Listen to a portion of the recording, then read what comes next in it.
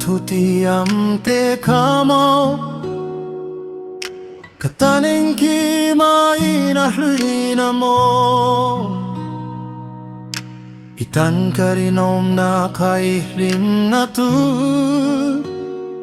chiar sen lo mangai na kaloda karinom na itan husit na mauloni katin lung hitan lut na nay lomaw nang mamangay nan hunle ni kahlana mase itu tiam zam te kadot may mauloni le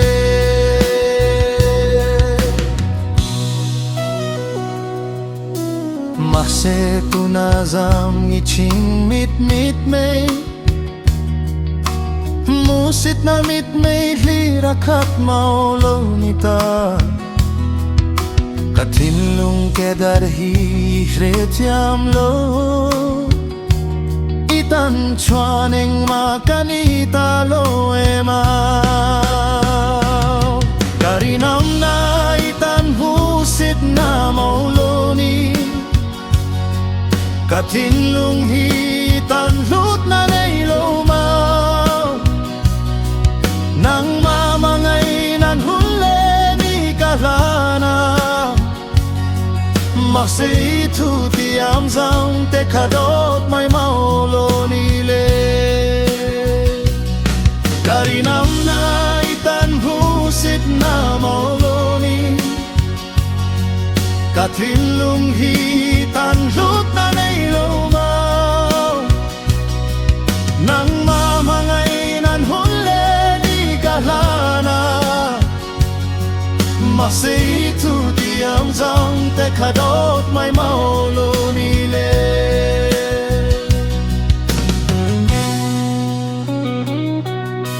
amizaleng zang ten rinam hi lom turing karing sualem ni rinaw na ing lut na itan nay silo kasiatian mo anak kata karinam na itan husit na mololi katinlung hitan lut na nailo mo nang mamangay nan hunle ni kahlana mase itu tiam zang te kadot may maulo inatlelung ay niyalot lenchengi ikianga kaom ng fatsan lovin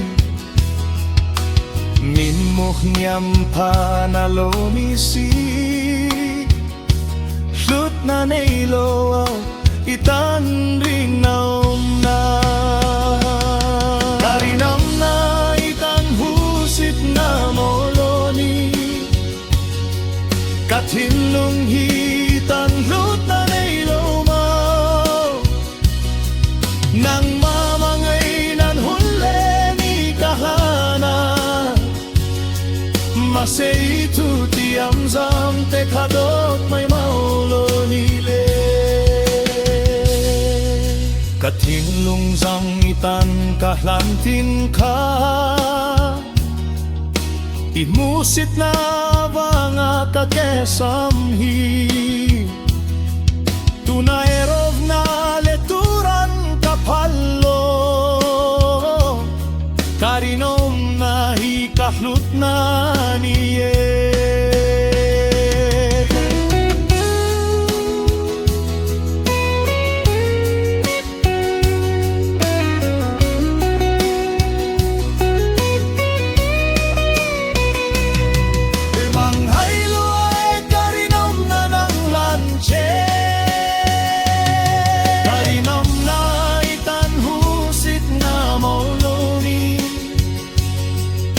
katinlung hitan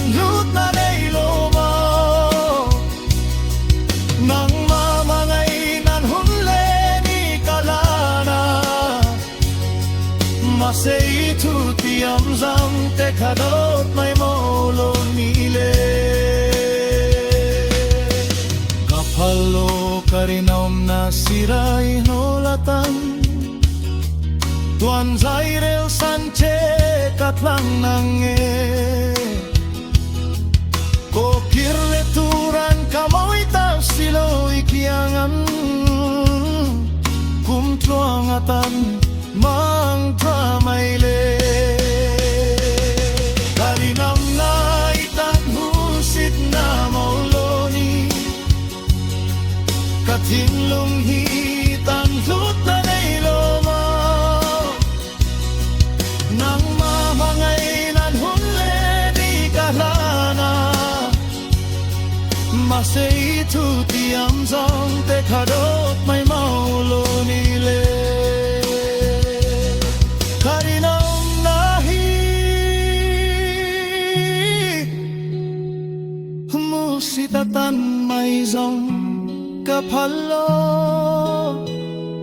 Musit na ay chuang kiletaflo Turing tuan zay karel nange